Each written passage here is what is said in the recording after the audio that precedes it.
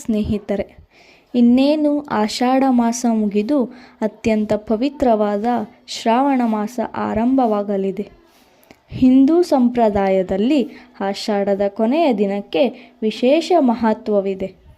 ಈ ದಿನ ಭಕ್ತಿಯಿಂದ ಒಂದು ಸರಳ ಪೂಜೆ ಮಾಡಿದರೆ ಶ್ರಾವಣ ಮಾಸವನ್ನು ಶುಭವಾಗಿ ಆರಂಭಿಸಬಹುದು ಎಂದು ನಂಬಿಕೆ ಇದೆ. ಹಾಗಾದರೆ ಆ ಪೂಜೆ ಯಾವುದು, ಹೇಗೆ ಮಾಡಬೇಕು, ಅದರ ಫಲಗಳೇನು, ಈ ವಿಡಿಯೋದಲ್ಲಿ ಸಂಪೂರ್ಣವಾಗಿ ತಿಳಿದುಕೊಳ್ಳೋಣ. ಮೊದಲಿಗೆ ಬೆಳಗ್ಗೆ ಬೇಗ ಎದ್ದು ಸ್ನಾನ ಮಾಡಿ ಮನೆಯ ದೇವರ ಕೋಣೆ ಹಾಗೂ ಮನೆಯ ಮುಖ್ಯ ಬಾಗಿಲನ್ನು ಸ್ವಚ್ಛಗೊಳಿಸಿ, ಸಾಧ್ಯವಾದರೆ ರಂಗೋಲಿ ಹಾಕಿ ದೇವರ ಮುಂದೆ ಒಂದು ದೀಪವನ್ನು ಹಚ್ಚಿ, ನಂತರ ಶಿವನ ಹಾಗೂ ಮಹಾಲಕ್ಷ್ಮಿಯ ಚಿತ್ರ ಅಥವಾ ವಿಗ್ರಹದ ಮುಂದೆ ಕುಳಿತು ಭಕ್ತಿಯಿಂದ ಪೂಜೆ ಆರಂಭಿಸಿ.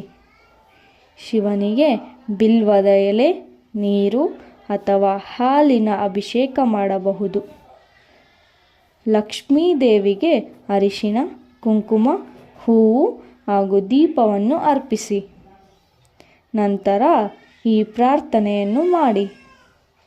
ಓ ಶಿವನೇ, ಆಷಾಢ ಮಾಸದಲ್ಲಿ ನಡೆದ ಎಲ್ಲ ತಪ್ಪುಗಳನ್ನು ಕ್ಷಮಿಸಿ ಬರಲಿರುವ ಶ್ರಾವಣ ಮಾಸದಲ್ಲಿ ಆರೋಗ್ಯ, ಐಶ್ವರ್ಯ, ಶಾಂತಿ ಹಾಗೂ ಭಕ್ತಿಯನ್ನು ಕರುಣಿಸು. ಈ ಪ್ರಾರ್ಥನೆಯ ನಂತರ ಕನಿಷ್ಠ 11 ಬಾರಿ ಓಂ ನಮಃ ಶಿವಾಯ ಎಂದು ಜಪಿಸಿ. ಸಾಧ್ಯವಾದರೆ 108 ಬಾರಿ ಜಪಿಸಿದರೆ ಇನ್ನೂ ಉತ್ತಮ. ಅದಾದ ನಂತರ ನಿಮ್ಮ ಸಾಮರ್ಥ್ಯಕ್ಕೆ ತಕ್ಕಂತೆ ಬಡವರಿಗೆ ಅನ್ನದಾನ, ಪಕ್ಷಿಗಳಿಗೆ ಧಾನ್ಯ, ಗೋವುಗಳಿಗೆ ಹಸಿರು ಮೇವು ಅಥವಾ ನಾಯಿಗಳಿಗೆ ಆಹಾರ ನೀಡಬಹುದು. ದಾನ ಧರ್ಮ ಮಾಡುವುದನ್ನು ಶಾಸ್ತ್ರಗಳಲ್ಲಿ ಪುಣ್ಯಕರ ಕಾರ್ಯವೆಂದು ಹೇಳಲಾಗಿದೆ.